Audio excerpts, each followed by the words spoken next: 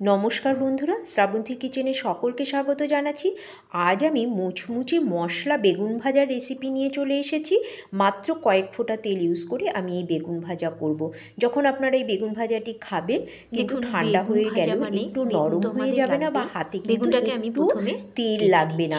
আপনারা রেগুলার যে বেগুন ভাজা খান তার চাইতে এটা সম্পূর্ণ আলাদা। তাহলে চলুন দেখে নেওয়া যাক আজকের রেসিপি। একদমই মোটা করে কাটবেন না, তাহলে কিন্তু ভালো লাগবে না। বেগুনগুলোকে এবার আমি জলের মধ্যে একটুখানি ভালো করে ধুয়ে নেব। বেশ কয়েকবার জল পাল্টে ধুয়ে তারপর জলটাকে ফেলে দিয়ে শুকনো বেগুনটাকে নিয়ে নিতে হবে।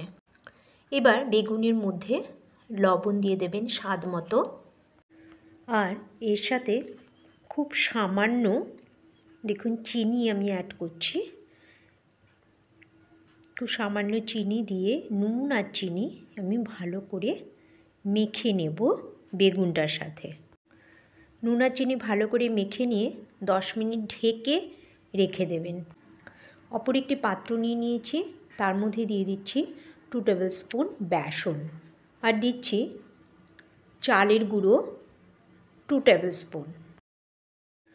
নিচ্ছি এর সাথে জিরে গুঁড়ো 1/2 টেবিল স্পুন, 1/2 টেবিল স্পুন ধনিয়া গুঁড়ো নিয়েছি। এর সাথে অ্যাড করছি হলুদ আর খুব সামান্য কাশ্মীরি রেড চিলি পাউডার। আপনারা পছন্দ না করলে রেড চিলি পাউডার অ্যাভয়েড করতে পারেন। আর দেব chaat masala 1/2 table spoon. Add করছি 1/2 টেবিল স্পুন আমচুর পাউডার। এর সাথে স্বাদ মতো লঙ্কা, আপনারা একদম মিহি করে বেটে দিতে পারেন, আমি একটু ঘষে দিয়েছি। আর দিয়েছি ধনে পাতা কুচি। আর পুরো 1 টেবিল স্পুন আমি দিয়ে দিচ্ছি রসুন বাটা। রসুনের ফ্লেভারটা কিন্তু এখানে ভীষণ ভালো লাগবে খেতে। এবার পুরো মিশ্রণটাকে হাত দিয়ে ভালো করে মেখে নিন। খুব ভালো করে রসুন বাটাটা যেন সমস্ত মশলাটার সাথে মিশে যায়।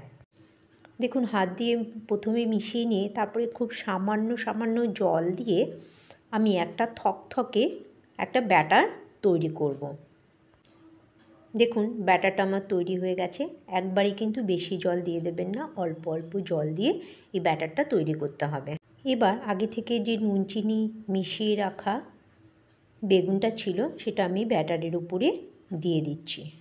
আর অপরদিকে আমি একটা তাওয়া গরম করে নিয়েছি, এর মধ্যে দিয়ে দেব খুব সামান্য সর্ষের তেল।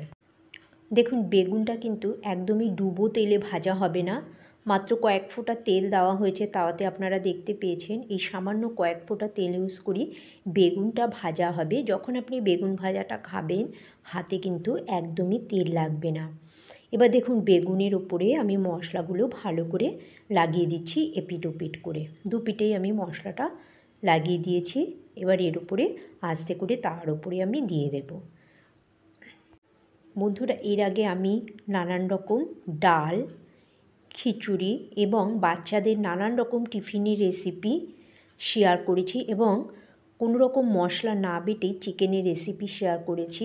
আপনারা কিন্তু অবশ্যই দেখবেন। প্রতিটি বেগুনের এপিট ওপিট দু পিঠেই কিন্তু খুব ভালো করে মশলাটা লাগিয়ে দিতে হবে। আপনারা নিশ্চয়ই দেখতে পাচ্ছেন যে কীভাবে আমি বেগুনের দুদিকটায় ব্যাটারগুলো লাগিয়ে দিচ্ছি। এটার মধ্যে লঙ্কা যেমন আছে তেমনি রসুনের সুন্দর ফ্লেভার পাবেন, আবার আমচুর আর চাট মশলার কিন্তু টেস্টটাও পাবেন, অপূর্ব লাগবে খেতে। এবার একে একদম সিম আঁচে ভাজবেন, ফ্লেমটা কিন্তু একদমই বাড়িয়ে দেবেন না। তারপর ঢেকে দিন। দেখুন খুব বেশি সময় লাগবে না, মাত্র মিনিট 3 পরে আস্তে করে উল্টে দিন। দেখুন এক পিঠটা কীরকম সুন্দর লাল করে ভাজা হয়ে গেছে। আর তেল দেখুন যেরকম দিয়েছিলাম সেরকমই কিন্তু ফ্রাই প্যানে রয়ে গেছে। এখানে কিন্তু আমি আর কোনো তেল অ্যাড করব না। উল্টে দিয়ে আবার আমি ঢেকে দিয়েছিলাম, আবার মিনিট 2 পরে ফিরে এসেছি। দেখুন কত সুন্দর করে মশলা বেগুন ভাজা হয়েছে, অপূর্ব স্বাদের এই মশলা বেগুন ভাজা কিন্তু আপনারা অবশ্যই বানিয়ে খাবেন। গরম ভাত বা রুটির সাথে কিন্তু খেতে ভীষণ ভালো লাগে। বাড়িতে গেস্ট আসলে এভাবে বেগুন ভেজে নিন আর পরিবেশন করার আগে একটু ধনেপাতা কুচি ছড়িয়ে দিন। যারা ডায়েট করছেন তারা কিন্তু নিশ্চিন্তে এই বেগুন ভাজা খেতে পারেন। একটু তেল আপনার হাতে লেগে যাবে না। তাহলে বন্ধুরা, বেগুন ভাজা রেসিপিটি আপনাদের কেমন লাগলো অবশ্যই জানাবেন আর লাইক কমেন্টস করবেন। Thank you so much.